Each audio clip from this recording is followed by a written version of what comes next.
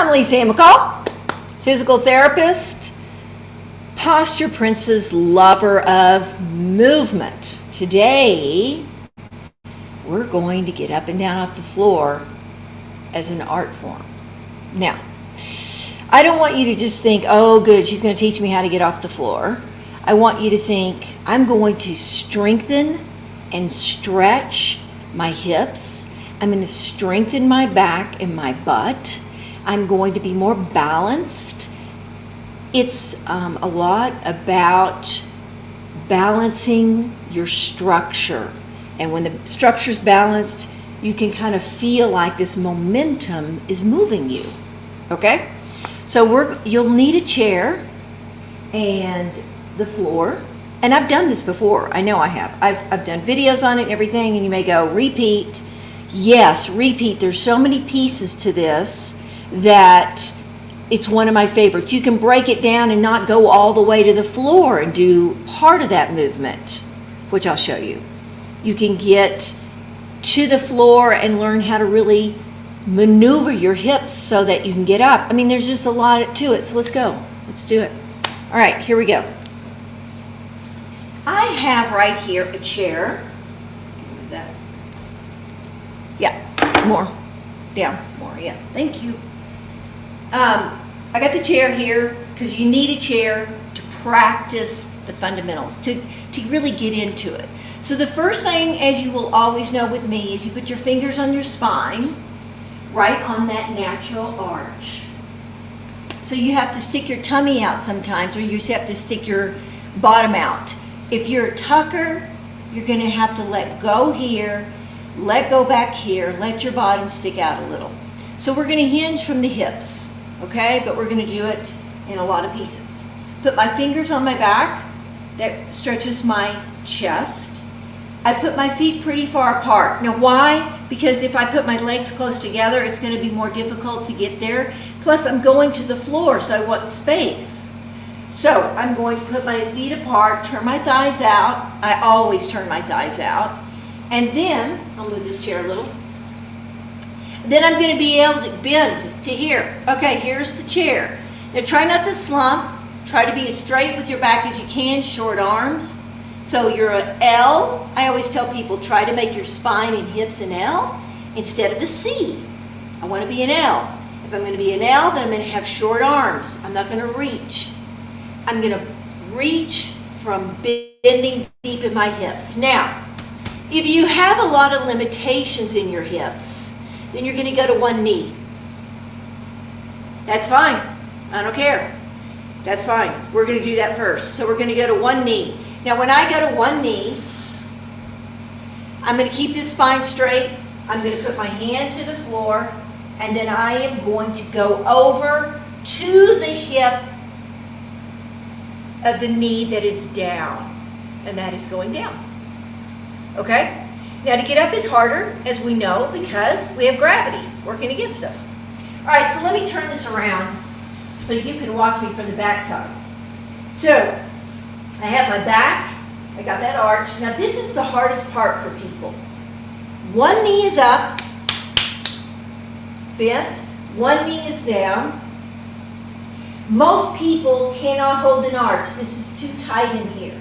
So what I'm going to ask you to do is the best you can to work your upper back to make your spine straight. The straighter the spine, the stronger the spine. Okay? So my upper back, I will have to work a lot right here if I'm tight in my hips. Then what I'll do is I'll pivot to the knee. Whatever knee was, you pivoted on. Then I turn these toes under, use the chair, and I do not push my head up. I push my butt up. Then I hinge up. Okay. Push the tush. Push the tush. Woohoo! Like that. Okay. Strong spine, straight spine. The part that will be the hardest to keep straight is your upper spine. Because when there's tension and tightness in the pelvis, look, this happens. And this is real in vogue right now, to have upper traps and abs all tight in here. And this is real in. But, in doesn't always mean the most functional. Okay? So if you look at great athletes, You can look at the fastest man and woman in the world. They're not all. They're upright. They got to get someplace. Yeah. All right, now we're going to do the second kind. The second kind means you have a little more motion in your hips. And I love this one because I'm not going to use the chair. Now, if you need the chair, use the chair. And you'll get to the place where you can not have to use the chair. Okay? So I'm going to do this with pebbles right here. That's okay. So my heels are out. My toes are slightly turned out. I turn my thighs out. Same thing. My hands are on the back. I find my little small sacral arch. It's the small of your back. Thighs turn out. I go over. I keep my butt back and up. So now I'm going to act a little bit like a lineman, offensive, defensive lineman, down set hut. I'm going to go to here if possible and put one of my hands out here. I don't have a lot of weight in this hand yet. My weight is here. If I have weight here, that means I'm going that direction. Otherwise, I'm going to fall forward. So my butt is pulling or stretching back. I teach a lot of stretching your butt back. Don't really know how else to tell you, but that's what you do. Or stretch your crotch back. So you're resting on your legs if you like. This right here is a great strengthening, stretching movement right here. You could stop, get up, and be happy. But if you want to go down, you can put one hand out. You're going to pivot the knee and the hand the same side. So I went down onto the hip using the hand. Okay, now I'm going to get up. This is where the momentum starts to happen. When I first learned this, I had to just tell myself, throw your butt up. Just throw your butt up. You're not used to that. You're used to thinking of pushing up, pulling up.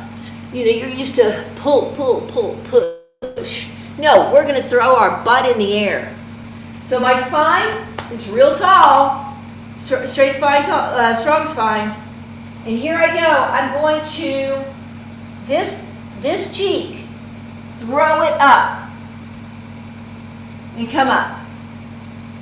Even if you didn't keep the spine real straight and you could feel the momentum a little, that's fine. Even if you used your hands more than you thought you should, it doesn't matter. When you first start to feel how you're doing something with momentum, you have to just trust the process a little. You can't have every part of your body doing the perfect thing. So here's again. I'm going to go over. Thighs are turned out. I'm going to go down this time on my right hand. I'm going to ease it out. I'm going to go down. And if you need to go to your knee first, that's fine. Then go to your butt. Okay? So you're probably going to struggle with bending a C curve, but you're going to do your best to be tall. Now, I'm going to do the momentum thing again. I'm as tall as I can. If you don't have an arch in your back, it's okay. You are working your back to a straight position to help you throw your butt up. Now, I bring my foot in a little. I will use my foot and I will use my hand and I will throw my butt up. And then I'll hinge up. Now, it's a little complicated. It looks a little complicated. But the more you do it, I go down, I go down, I go down, I go down, I pop up. And now the reason it's not hard for me to do is because I've done it for so many years and I have really good hip bending skills. So if you're like looking for the secret, it's keeping the back straight, keeping the arch, getting the groin open and strong. When a muscle is tight, it is weak. But some people think, well, I need to be more flexible, so I'll go to yoga. Not necessarily the same thing. You can be overstretched. So if you maintain the natural range of motion of each joint, a lot of yoga poses are unnatural movements. So I'm staying in the foundational movements that you do every day.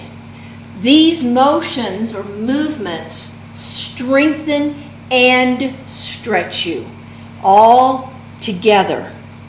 It's one thing. Tightness, weakness, and balance as well is a problem.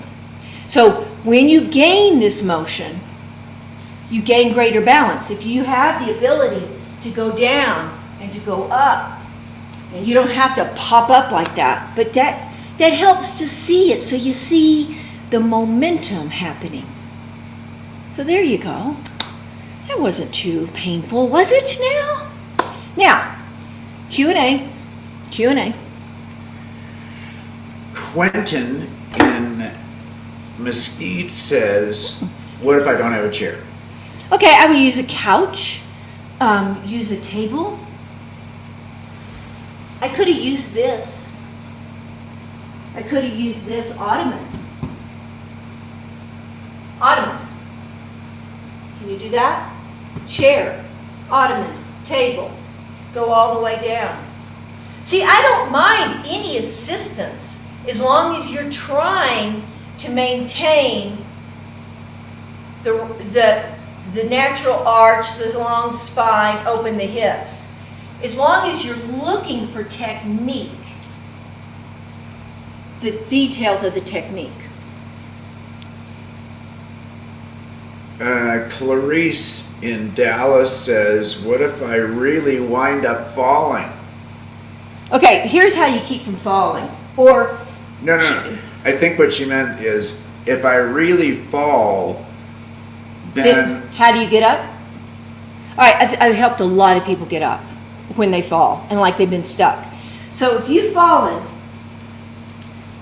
and you're on the ground, the best thing to do is crawl to something like this. Okay? Then you go through these pieces that I taught you. Okay? Butt up and all that. And if you're worried about falling when you get down, just have more than one thing available. And have somebody around. You know? You're going down. Just practice that. Butt up. Hinge up. Practice that little piece. And Mike in Flagstaff says, I'm really confused about what knee and what hip. Okay, that's really good. Thank you for asking. I'm going to do it again.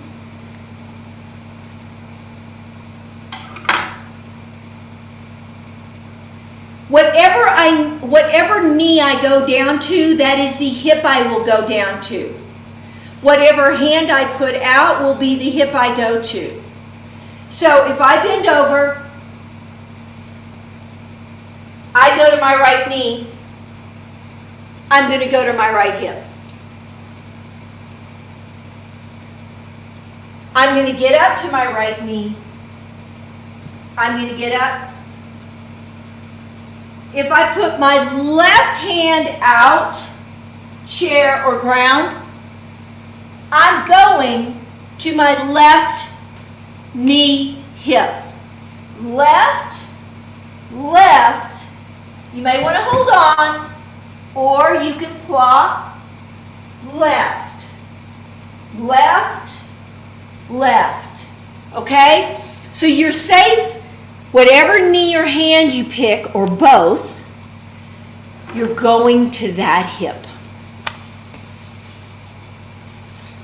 Jane in Frisco asks, my big toe is sore. Yeah. What do I do? I've run into this before. Okay. Then Jane, you don't, you're going to go over. I'm going to play like it's your left big toe. It may not be, but let's just play like that. If you have a left big toe pain, you're going to go over, you're going to go down on your right knee. You're going to go down to your right hip. You're going to get up using more of your right side. You're going to come to your knee. You're going to use your right big toe because this is your good toe, if I'm correct. And you're going to use your right big toe to get up. You're going to use the toe. You're going to go to the side of the non-hurting toe. And that's actually kind of good because usually the side where the toe hurts, that groin needs to be stretched anyway. So when you're here, you could do a little stretch, which I can show one day. I'll show this stretch one day called pulling the weeds. But that's good strengthening exercise for that leg. Because you're using the toe and you're using this leg and you're throwing your butt up. It's the butt up that really throws people off the most with my stuff. It's a cantilever. It's a hinging situation. The spine stays straight, bottom up, head down. Bottom up, head down. Head up, bottom up. You know, whatever. Doot, doot, doot.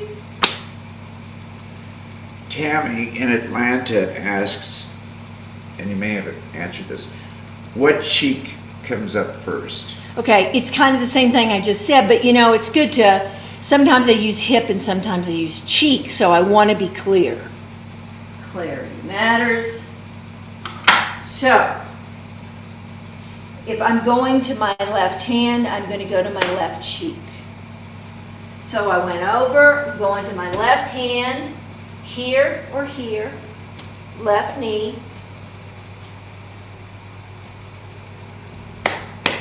left cheek. You can use your hand on that. I didn't have to do that way. I could put my hand down and ease myself down. Now, notice I still am keeping my spine straight. These are not wasted moments. I don't want you to waste any moment of movement. This here, spine straight, hip stretch, hip stretch, hip stretch. It's okay that you're using your hands because you're gaining better technique as your hip becomes stretched and your back becomes straight. Now, I say hip stretch, that's usually where people feel it. They either feel it in their hamstring, their glute, or their adductors, sometimes in their upper back, because the upper back is weaker.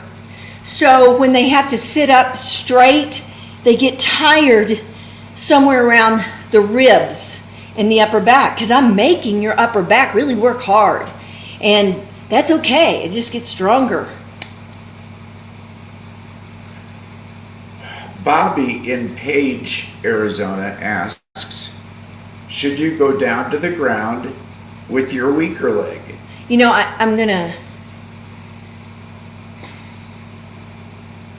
think you should do what is easiest for you. And this can be confusing because sometimes we can be weaker on a leg and stronger on that arm. You with me? So I want you to go down, like if you're bent here, most everyone I've ever met, and I met many millions doing this, they know which side is easier. Automatically, they may go, yeah, I have to go on my right. Now, is it weaker or stronger? I don't know, but if it feels right, you follow with that. Could be because of could be because your knee doesn't bend as much. Could be because you're just coordinated on that side more. I have a tendency to roll to my right and come up on my left. And if I go left and come up, it's good balance for me. You'll have I know what another could be is. What? That I know that my right hip is tighter than my left hip. And so Okay. it's easier to turn my hip to the The tighter right. side go down? Yeah. Okay, so you will probably have your tighter side go down first, which may be your weaker side. But don't even worry about knowing that. It doesn't even matter. Because you may think one side's weaker, and if I evaluated you, I could find weaknesses on both sides of your body, on your left and your right, and I could find all sorts of weaknesses and limitations. So what? They're all mixed up. I have some strength on my left that I don't have on my right, and vice versa. And that's the beauty of the human body. It knows how to compensate, and that can be bad or good. So compensation can be really good to help you begin to learn something. Like tighter hip, go down on the tighter side, it makes it easier. Then once you get the fluidity of the movement, you could start challenging yourself with the other side. And that it'll balance itself out without you even thinking about it. Angie in San Jose asks, what happens if I cross up and I go down with my right arm and hand and drop to my left hip? It's probably going to be, let me do it. So you go down and you're going to cross over to this. I don't think it's very functional, and I think it's not really a smooth transition. You're kind of falling, because when we're doing is we're trying to create a really fluid, skillful movement. Down and up. Down and up. It's not that you can't, but you have to remember, what is your goal? My goal with you is efficiency.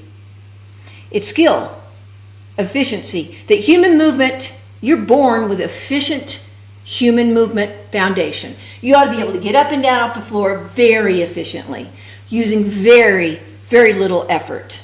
That's what I want that to happen for you. Because what happens is, guess what? You get stronger, you get more mobile, you get more balance. So with me, I'm going to lean and focus on efficiency. Everett in Tucson asks, well, it's a comment. He said, okay, I've tried it 3 times now, and every time I plop. Yeah, the plop. I thought you were going to say the plop. It's okay. It's all right. It's like learning, if you're going to go learn pickleball, you're going to not be good at first. If you're going to learn anything, you're not going to be really good. So you could do this. You could. The problem is we want it to be right away.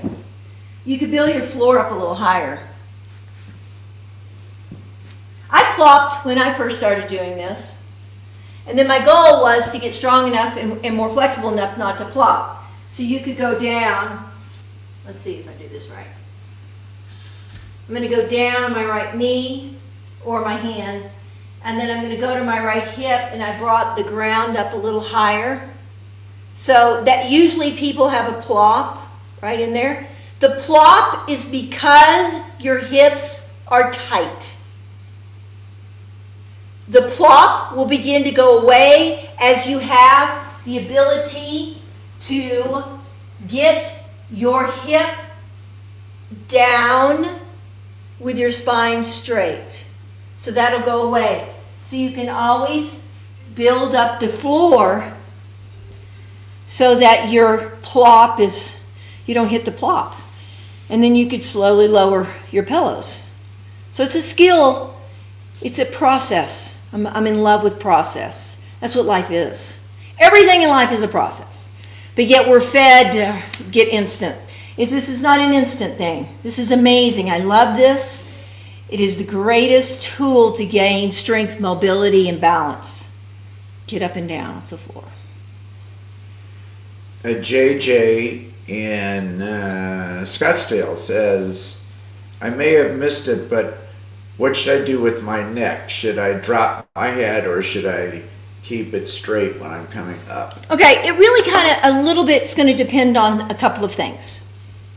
If you have a tendency to have vertigo, always look up when you're going down. Don't drop your head and come up. I just tell people that right off the bat.